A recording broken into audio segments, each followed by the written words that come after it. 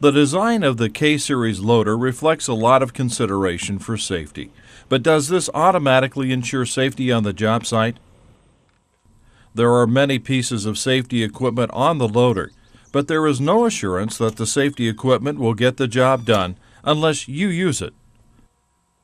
One of the most important pieces of safety equipment is your seat belt. Buckle up before you start the engine. The rollover protective structure by itself does not assure your safety in the event of an overturn.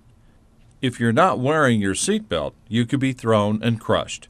Don't operate under the mistaken impression that if a machine overturns, you can hold on or jump free. That impression may be fatal. Before starting out, make a quick check of the operational controls. It's better to take a moment now than to find out at a critical moment when it's too late to avoid an accident.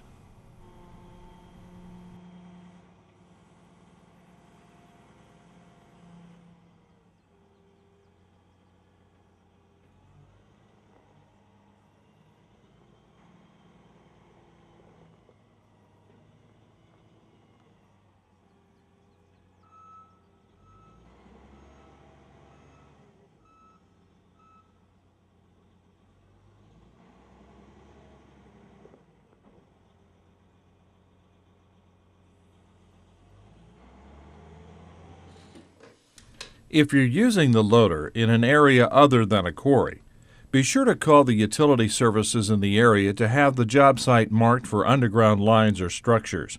In most areas, there is a free or low-cost one-call locator service. In the United States, just call 811 and you will be connected to the local locating service. It's better to take a little time before the project begins to know what you may encounter. If you cut through a gas pipeline or an electrical line, you could be losing more than a little time. It's also important to be aware of what's overhead. Serious injury or death can result from contact with electrical lines. As was mentioned, it's up to you to use your safety equipment, and it's also up to you to use good safety judgment.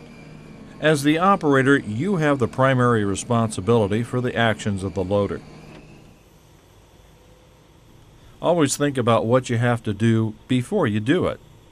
Never stop thinking about what is the safe thing to do, not only for yourself, but also for the people around you. This brings up another important point. There is only one seat and seat belt in the loader, and that's for you, the operator. These machines are not designed for riders. And when working in close areas, reduce your speed. You never know what might pop out in front of you or in back of you. Even though the reverse alarm is sounding, you still need to look behind you before and while backing up.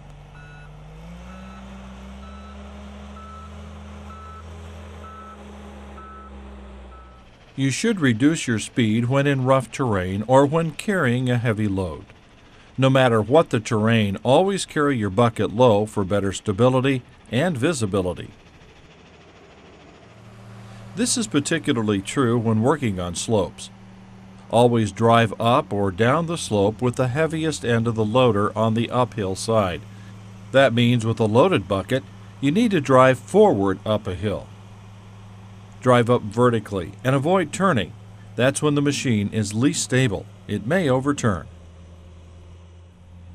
With an empty bucket, back up the slope.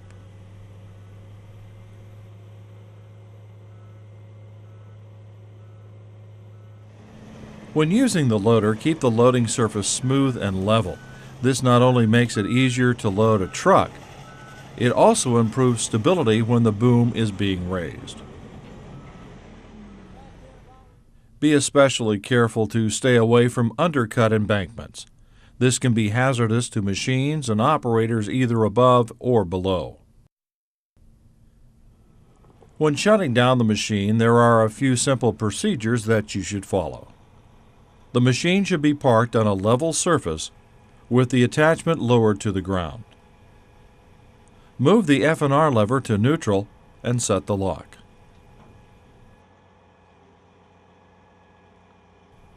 engage the park brake,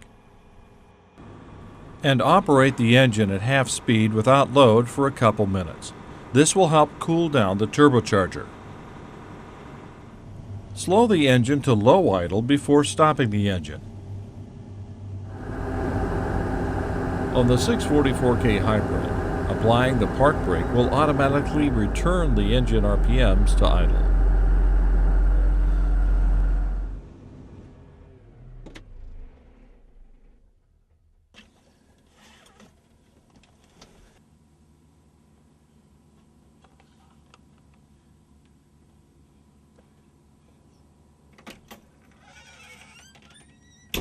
If you're shutting down for the day, it's a good idea to install vandal protection and lock up the machine.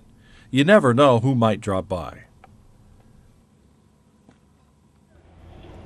If you plan to haul the machine, you should always use caution when loading it on or off a trailer. Statistics show that this is the most likely time for a tipping accident. You should always fasten your seatbelt before loading or unloading in case of overturn.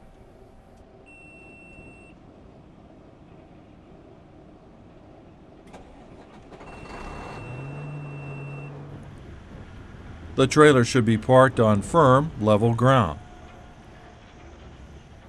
The bed should be clean of debris. Use chalk blocks against trailer wheels to help prevent the trailer from moving.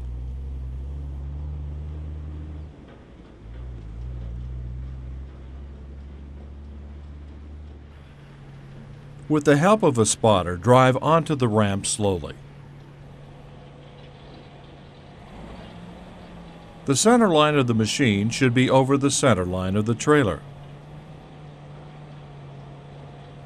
The machine should also be balanced fore and aft on the trailer.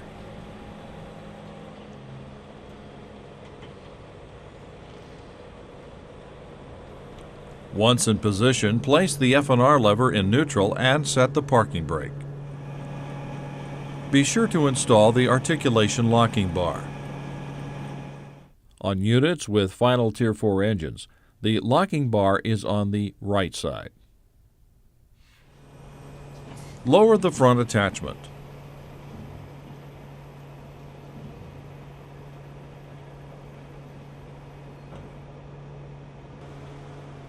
As before, lock up the machine against vandalism.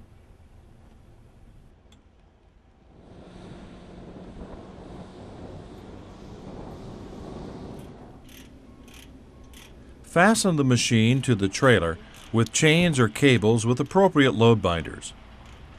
Tie-down points are shown in the operator's manual. Tape the exhaust to protect the turbocharger. Before you haul the machine, be sure of its overhead height to the ground. It's better to know your limitations beforehand rather than learning the hard way after you hit something.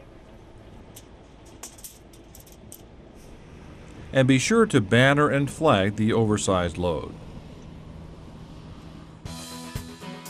As we've seen, John Deere loaders are equipped with many safety features and systems, but it's up to you, the operator, to use them. You have to think about every move you make before you make it. It doesn't matter how much experience you have, it only takes one mistake to make the difference in your life and in the lives of others. Statistics show that of all the accidents reported, most of the operators hurt or killed were listed as experienced. Accidents don't always happen to the other guy. That other guy could be you.